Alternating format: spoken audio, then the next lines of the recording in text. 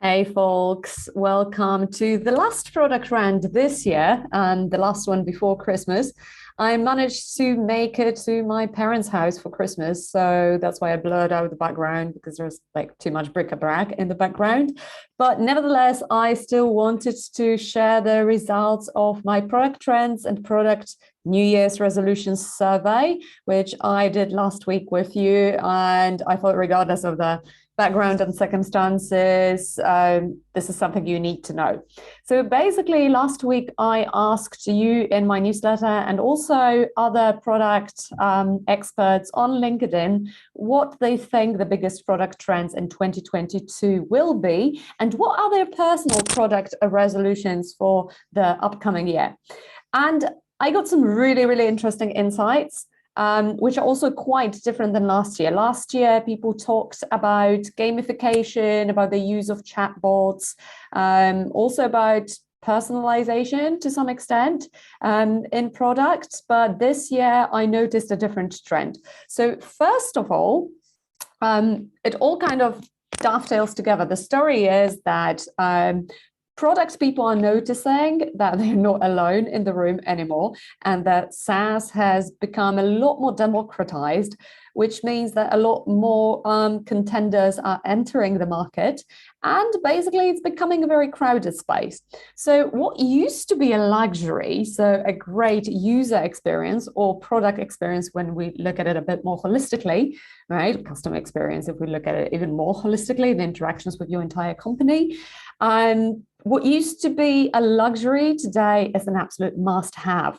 So product people, especially product managers, but also product marketing managers, product growth managers, are looking into ways how they can leverage their user data to personalize the product experience so as to make it more relevant and more appropriate for the users in order to basically improve it. So this has been both the biggest product trend that a lot of the 13 product leaders I surveyed mentioned, and also the most common New Year's resolution. So basically improving product experience through data, right? What does it mean, data, right? So there were a lot of different things that the product experts I talked to mentioned. So for instance, basically product data management platforms, right? The rise of analytics hubs that would allow the entire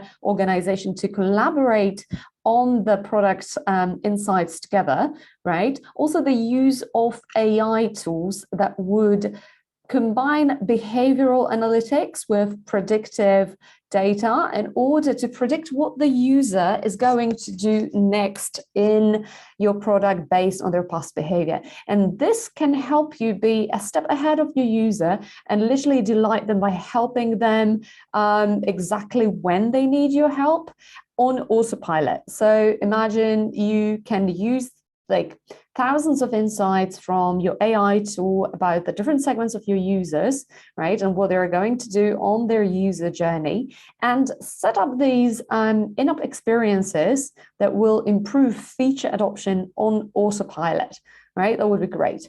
So this will soon probably be possible, right?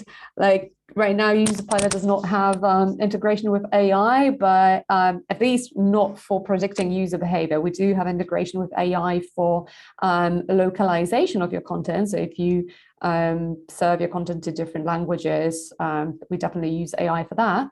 But for predictive user analytics, not yet. But imagine when this comes and you're able to build these in-app experiences code-free in minutes, like how far ahead will you be in terms of product experience that is really personalized, really data-driven ahead of your competitors? So this is the single one product trend that will transform your company next year if you really apply it.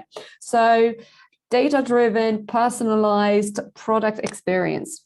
That's a bit of a mouthful. So basically how to do it, analyze your data, segment your users, create bespoke personalized in-app experiences for each user segment, and then measure how these experiences affect your product adoption.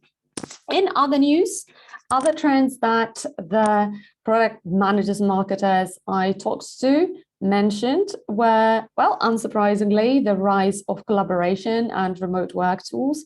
Because, well, we are still in the year 2 of the pandemic, and it all looks like the new normal will still be our normal for the next year. That's like pandemic year 3 now.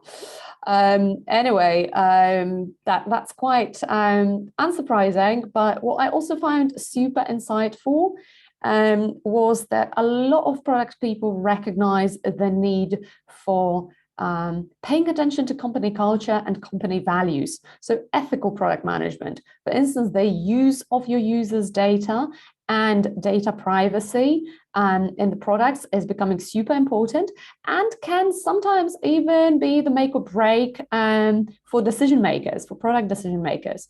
So introducing, for instance, zero-party data policy, where all the data about your users you're using come from your users with legitimate consent, right?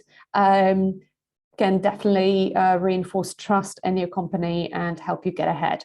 The same applies to other company values such as CSR, so corporate social responsibility, paying attention to your employees' mental health and burnout prevention, and in general, you know, running your product business in an ethical way, because there have been so many scandals involving especially social media in the last couple of days that honestly, I'm not surprised.